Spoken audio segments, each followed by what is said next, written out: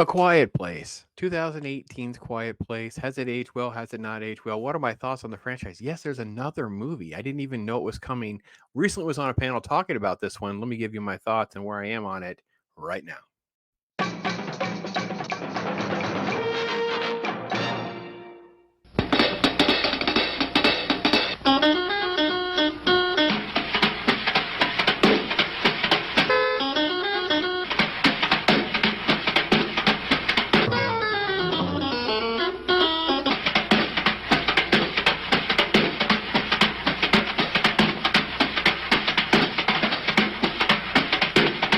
All right, I'm Pops, and yes, I was recently on Cannoli Sasquatch show. Yes, that link will be in the description. And I was the one who sounded like I'm really defending this film, and I did rewatch this film, and I want to give you my take because I feel like this is in this category of movie where the first time you watch it, I think it's very enjoyable, and after that, it deteriorates accordingly. And I think part of the reason is because you're allowed to have an emotional, visual response to certain things, but then later, as you digest them and things don't get explained, or there's not more to the world, or the complexity isn't really ever there, then if you have sequels, oh, it really becomes a mess because the more they add to it, the more they mess up or contradict things that were done previously.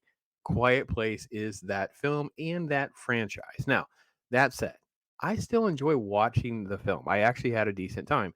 I know there are things. For instance, like the sand. There's this white sand that's on the ground that they walk on barefoot. Why do they walk barefooted? Why do they have the sand? Does the sand blow away? What? I don't get caught up on it because I felt like this is their solution to not making noise when they walk. If they have sneakers or boots on, you have leaves that are crinkling, whatever. So they create these safe places where they can travel, don't make any noise.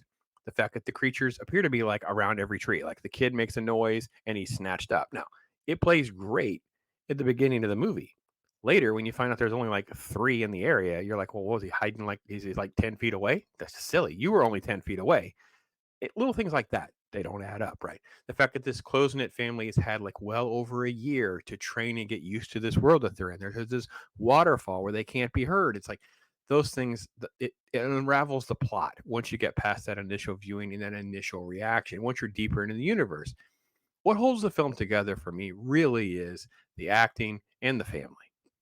So if you've never seen the movie, they get you right away with this gut wrenching sort of like teen comedy. I think this is on the same level that I was when I was young and you had a film like Poltergeist. This is really good for that 10 to 15-year-old kid who's not really into horror, or they're kind of like squeamish like my teen daughter was when we saw this in the theater, right? People are crunching their popcorn, making noise. It made her very uncomfortable, right? They get you with this opening scene where this kid, he's gotten this toy, he shouldn't have had the toy, he makes noise, and yeah, he's going to get and it's done really quickly because you have such these great sort of moments where he's trying to catch the kid, he's trying to get to the kid. You don't know who they are, and it's spoiled in the trailer.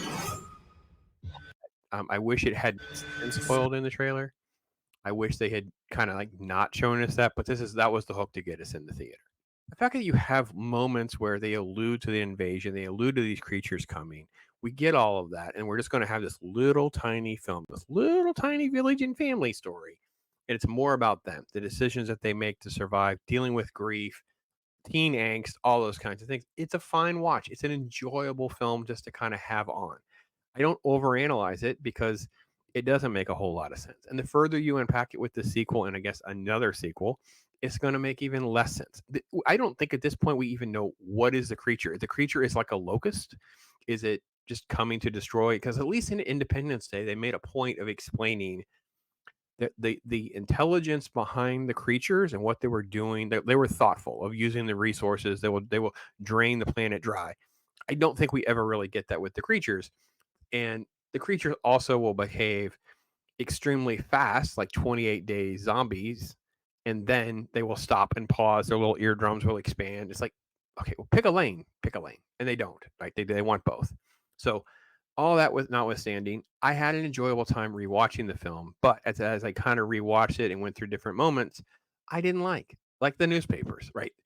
Who's delivering papers? Why are there papers? How are they making papers? How are they reporting on things? Is it just stuff that happened within the first week or so? Now, in the second movie, they try to put some meat on the bone, trying to explain the military had tried to take these things out. They lost tragically, blah, blah, blah. So maybe you're like, well, the invasion started elsewhere in more populated areas, which would make sense. that maybe there is motivation for the aliens or alien. I don't know. I don't know. We don't get it. We get allusions to things. I think it can work well for that first viewing experience, but after that, your brain starts to go and the film drops dramatically. So my first reaction to this film was probably very, very high, much higher than it needed to be, probably closer to like a 4 out of 5. What a great experience, a theatrical experience. Get a little spooked, get a little scared. It wasn't raunchy, it wasn't gory. It was just a great introduction to horror and jump scares and monsters and all that. Then when you rewatch it, it comes down a little bit. You start picking up on those nuances, the unexplained, the contradictions. Then we get to like more times now digitally. People that own it, I don't own this, so it's like, oh, okay. So then it becomes like a 2.5 star movie for me, maybe 3 if you're really into some of that stuff, or the fact that you like some of the family stuff. Some of the stuff that really doesn't work is the hearing impaired character. They do it on purpose because they're trying to create this contradiction between the hearing world, non-hearing world, almost like too much commentary. She is played up for this teen angst, stay at home, but she rebels, all this kind of stuff. She creates havoc and chaos everywhere she goes. I kind of give them a little bit of leeway that she gives the kid the toy, but not the batteries. The kid grabs the batteries. I don't understand why a 3-year-old in a world like this would even be allowed to be where he can make noise. He wouldn't be kept sort of like in a very sheltered environment to not make noise. But then, more importantly, why he'd ever be allowed to be anywhere away from the adults because you couldn't trust a teenager to make noise, whatever. What about sneezing and coughing and things like that? So it's just one of those things where, again, I think it worked for the first watching. When you watch it, I watched it again. She was just unbearable. I hate to say I was cheating for her to go, but even at the end where it's like the heartstrings and all that, she's quote the girl who saves everything, right? She's the key to everything, and I get it because it's more about the dad's research. It's more about him trying to help her here, that kind of thing. But she's kind of the villain. She's a monster too because she's that reason that there are deaths in the family is really at her feet in a lot of ways. So this scene where they fall into like the corn silo is probably my least favorite scene. They fall into the corn silo, the little kid, they're up there, and he's falling in, and she kind of jumps in to help him, whatever. It's very clear that there's solid ground, there's solid concrete, there's something underneath the It's just it was so badly done on the rewatch. Again, I don't remember having that sort of response when I first watched the film, but on the rewatch, it was like, oh, I hated this scene. This is one of my least favorite scenes of the entire film.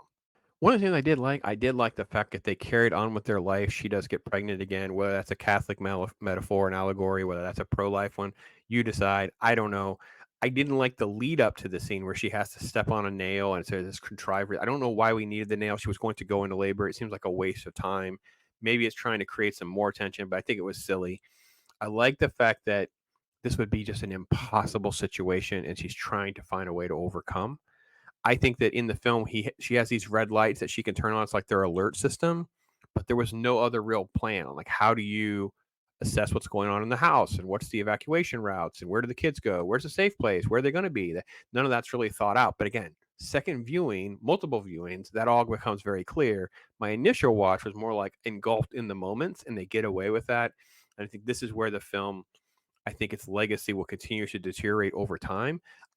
Maybe this isn't the right time to bring it up, but I feel like another film that fits that category for me is like Sixth Sense, even more than some of the other M. Night Shyamalan movies. Once you know it, once you see it, you get the twist. The fall off is so great from the initial response. So the first time you see the film and you're like, okay, this is what's happening, you're going along for the ride, you're allowing yourself on that emotional journey, and you have a shock factor. Most of the time, his twists and whatever, it takes you down a notch on the multiple viewing because you know what the twist is. But I enjoy those, I think, better.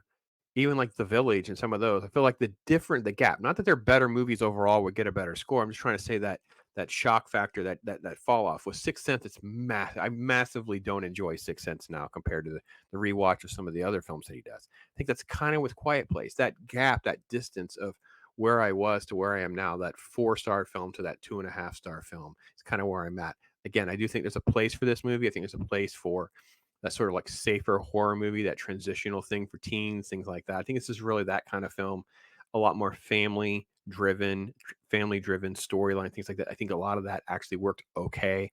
And again, sequel notwithstanding, second sequel notwithstanding, no desire to see a second sequel. Don't know what to expect from this is a franchise which was never intended to be a franchise. Um, I think that this film just rides the fact that Emily Blunt, John Krasinski have great acting chops, skills, and obviously chemistry because in real life they are married. So with that said, I mean, obviously the cannoli Sasquatch thing kind of said what most people thought, which was this movie's awful, but their scores were very similar to mine. So I kind of left shrugging my shoulders, like, wait, you guys are scoring the film kind of the same way I did, yet you sound like I think only Vex like gave it like a 3. Like she was like really hard on the film, which aligned more with her critiques and her criticism. Like she couldn't get her head around some of these flaws.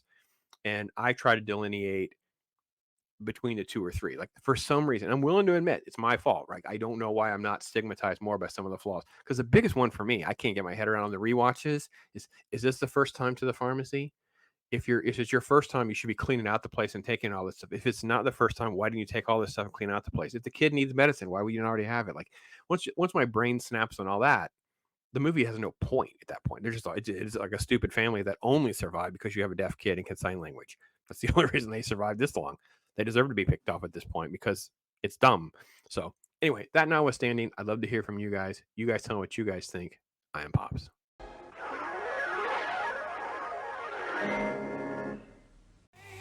For